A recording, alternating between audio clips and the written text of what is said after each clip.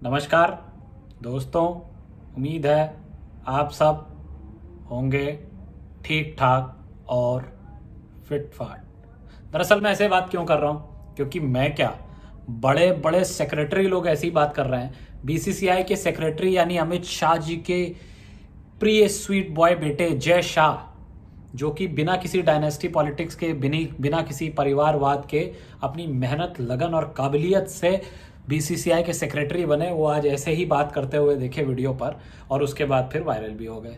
और होना भी था।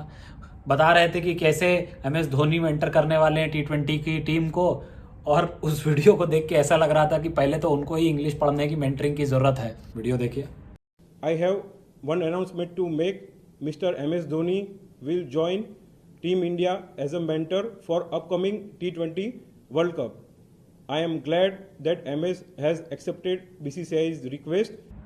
और शायद इसी वजह से अमित शाह ने भी समझ लिया होगा पहले ही कि बेटा तुझसे ना हो पाएगा, इसलिए उन्होंने प्यार से इनको बीसीसीआई का सेक्रेटरी बना दिया। नहीं तो अगर इनहेरेंट टैलेंट होता बेटा जी के पास, तो हो सकता है कि अब तक आराम से किसी स्टेट के चीफ मिनिस्ट्री के इलेक्शन लड़ रहे होते। बीजेपी के परिवारवाद पे पहले ही बहुत बड़ा वीडियो बना चुका हूं, लिंक नीचे दे दूंगा, एक बार देख लीजिएगा अगर मन करे तो। खैर, इस पे तो बीजेपी के भक्तजनों को इतना बुरा नहीं लगा होगा, क्योंकि परिवार का लड़का है, सीखते सीखते सीख जाएगा। लेकिन दूसरी तरफ रोहित सरदाना को भी नेशनल अवार्ड यानी कि पद्मश्री दिलाने के लिए भक्तगण पुरजोर कोशिश करने लगे। आज ट्विटर पे टॉप ट्रेंड कर रहा था पद्मश्री फॉर रोहित सरदाना। वही रोहित सरदाना जिनका पिछले दिनों देहांत हो गया कोरोना काल में। इसी नाम से जान सकते हैं। हार्ट अटैक से वैसे उनकी मृत्यु हुई थी, कोरोना से नहीं हुई थी, ऐसा कहा गया। क्या हुआ किसी को नहीं पता। उनको पद्मश्री दिलाने के लिए बीजेपी के भक्तगण एकदम पुरजोर कोशिश कर रहे हैं। उनके एकमात्र राष्ट्रवादी योद्धा एंकर रोहित सरदाना किस तरीके से समाज में जहर मिलाते थे, ये सबने देखा है, और खुद वो इस चीज को एक्सेप्ट करते थे।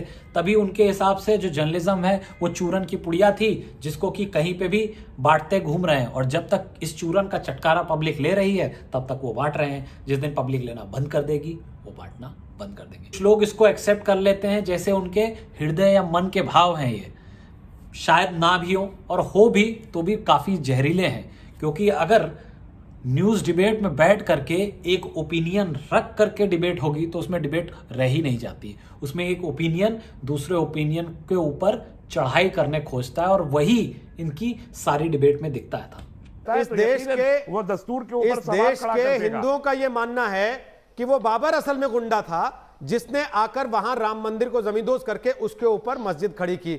आप कह रहे हैं कि उसकी बनाई जबरदस्ती की खड़ी की मस्जिद को माफ कीजिएगा, गुंडों ने तोड़ दिया। मानना नहीं है।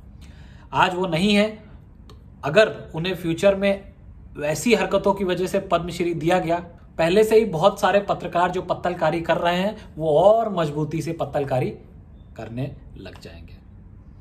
वैसे मुझे पूरा कॉन्फिडेंस है कि ये चर्चा जिस तरीके से तेजी से आज बढ़ाई गई है, कुछ दिन बाद जब पद्मश्री अवार्ड की बारी आएगी, तब तक इस चर्चा पे गर्माहट बढ़ जाएगी, और हो सकता है उन्हें दे भी दिया जाए, ताकि क्यूट क्यूट पत्रकार ऐसे लोग इन्फ्लुएंस हों और आगे बढ़ बढ़ करके मोदी जी की बटर पॉलिश करते घूमें।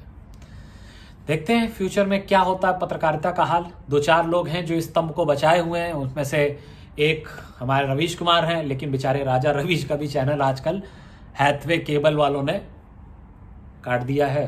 बेचारे गुहार लगाते घूम रहे हैं। इनकी गुहार सुनिए। अगर आपको वीडियो अच्छा लगा हो तो इसे लाइक करिएगा, शेयर करिएगा और चैनल को सब्सक्राइब करिएगा। अब मैं आपसे एक बात कहना चाहता हूं। हैथवे केबल ने अपने पॉपुलर पैक से एनडीटीवी इंडिया को हटा दिया है। अक्सर बिजनेस की बारीकियों का बहाना बनाया जाता है, लेकिन यह मामला कुछ और है। बहुत मेहनत से तैयार किए गए इस कार्यक्रम को आप तक नहीं पहुंचने देना।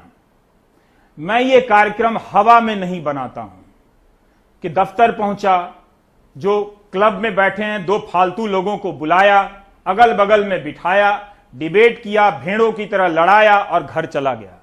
इस काम में कपड़े भी गंदे नहीं होते हैं।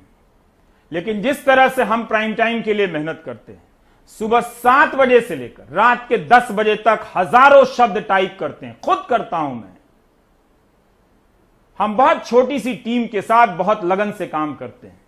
अगर इतनी मेहनत से तैयार किए गए कार्यक्रम को आप तक नहीं पहुंचने देने के लिए इतने जुगाड़ लगाए जाएंगे, यह अच्छा नहीं है। हम तो अपना काम करते रहेंगे। यह सिर्फ एक कार्यक्रम नहीं है।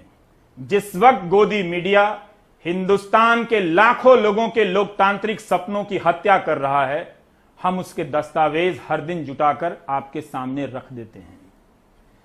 आज का कार्यक्रम नहीं पहुंचेगा, लेकिन इतिहास में कोई पलट कर देखेगा तो कहेगा कि देखने वाला यही कार्यक्रम था। इसलिए ऐसा मत होने दीजिए।